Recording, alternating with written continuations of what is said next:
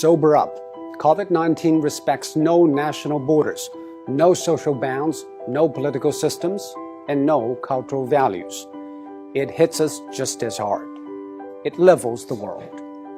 Facing the pandemic, it is not what happened matters. It is how we respond. For almost a month, it infected thousands in Wuhan in a day, and every hospital bed was occupied. Now, empty beds and closed wards in the city. How did China make it?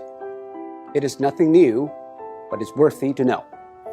According to an initial WHO report, an infected person appears to spread it to an average of 2.6 people. And after 10 generations of transmission, with each taking 5 or 6 days, that one initial case has spawned 3,500 in matters of days. And that is what the world is seeing. What China did is to break the cycle by human intervention. The scale unprecedented in history. Extreme, draconian, and aggressive.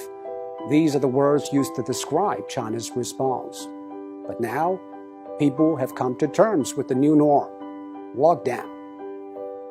Some people say, isn't that a violation of individual rights?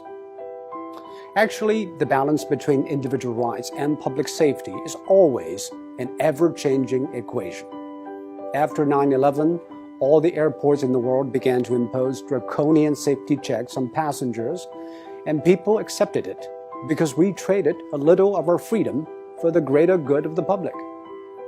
China imposed the largest and most draconian quarantine in history. Factories shut, public transport stopped, and people stayed indoors. By doing that, it flattened the curve. On one hand, China avoided many millions of cases and tens of thousands of deaths. On the other, it stretched out the time and made the hospitals restaffed and less strained.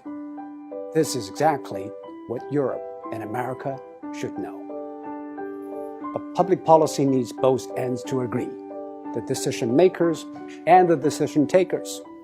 Quarantine is indeed extreme and extremely restrictive. It needs the people in lockdown to be honest and cooperative. I think what the people of Wuhan did was exceptional. They had the courage, tenacity, and resilience to stay housebound for days, weeks, and months. Most view the quarantine as a civic duty, and that is why it worked. Public health methods are universal. They either work or they don't. We are all human beings. Our epidemiology is the same, but we have different economies, demographies, and sociologies. Facing a global pandemic, every nation needs a new contract signed between its politicians, businesses, and the public. Desperate times ask desperate measures.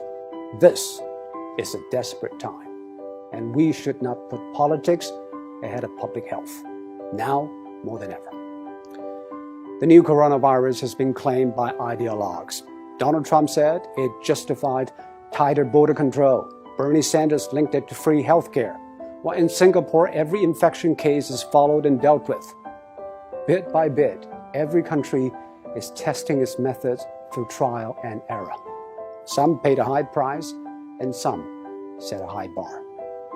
We should all move ahead with humility. There is no decision without trade-offs, and most of all, there's nothing without skin in the game. And now, the whole world has learned, or is learning, to play.